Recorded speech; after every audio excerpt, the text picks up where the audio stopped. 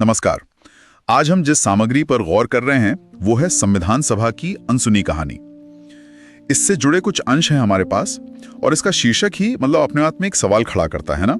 संविधान निर्माण की कहानी में ऐसा क्या है जो अक्सर सुना या कहा नहीं जाता? हाँ बिल्कुल, ये शीर्षक हमें सीधा उस प्रक्रिया की गहराई में ले जाता है। देखिए, आमतौर पर हम संविधान निर्माण को कुछ प्रमुख नेता और मुख्य बहसों के जरिए ही समझते हैं, लेकिन ये स्रोत इशारा करता है कि कहानी में और भी बहुत कुछ है। ऐसी परतें हैं जो शायद मुख्य चर्चा का हिस्सा नहीं बन पाई। तो क्या ये स्रोत हमें कुछ ऐसी अनसुनी कहानियों के जैसे उदाहरण देता है? कौन सी बातें हैं जो आमतौर पर हमारी नजर से छूट जाती हैं? हाँ, इसमें कुछ दिलचस्प मिसालें हैं। जैसे स्रोत बताता है कि भाषा के सवाल पर कितनी तीखी और आप कह सकती हैं भावनात्मक बहसें हुई थीं। और ये सिर्फ हिंदी बनाम अंग्रेजी ही नहीं था, बल्कि जो विभिन्न क्षेत्रीय भाषाओं के प्रतिनिधि थे उनके बीच भी काफी कुछ चल रहा था। कुछ सदस्यों को चिंता थी कि उनकी भाषा, उनकी संस्कृति, उसको शायद पर्याप्त महत्व नहीं मिलेगा। अच्छा। हाँ, और ये चिंताएं अक्सर जो मुख्य ड्राफ्ट की बहसें थीं, जो बड़े मुद्दे थे, उनके नीचे कहीं दब सी गईं। ये दिलचस्प है क्योंकि हम अक्सर अंतिम निर्णय पर ज्यादा ध्यान देते हैं, है ना? उस तक पहुंचने के रास्ते में जो कश्मकश हुई उस पर कम।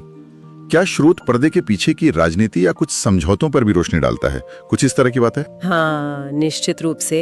एक और पहलू जो स्रोत उजागर करता है वो है छोटी रियासतों के प्रतिनिधियों की स्थिति।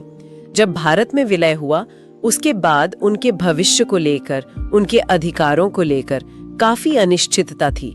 स्रोत में कुछ सदस्यों के व्यक्तिगत पत्रों का, उनके नोट्स का हवाला दिया गया है।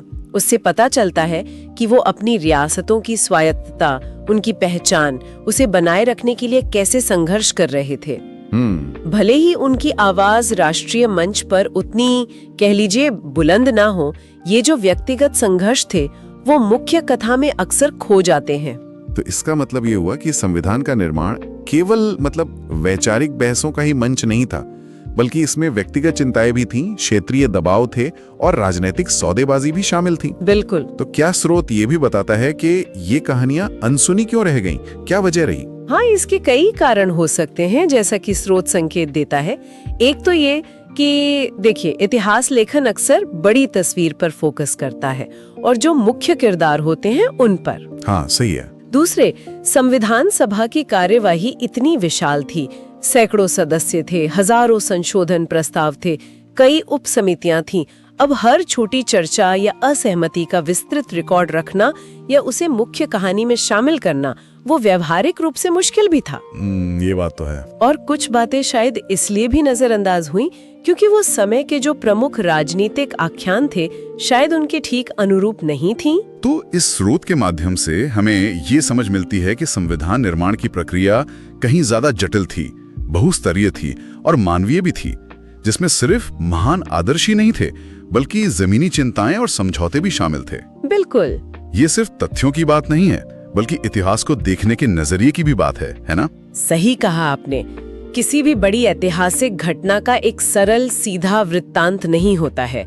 ये स्रोत हमें याद दिलाता है कि जो मुख्य कहानी होती है उसके हाशिए पर भी महत्वपूर्ण सच्चाइयां छिपी हो सकती हैं, और ये हमें इतिहास को अधिक समग्रता से देखने के लिए प्रेरित करता है। सफलताओं के साथ साथ उन चुनौतियों और असहमतियों को भी समझने के लिए जो उस प्रक्रिया का हिस्सा थी। और ये बात तो सिर्फ संविधान निर्माण पर ही लागू नहीं होती। बिल्कुल, ये एक व्यापक बात है।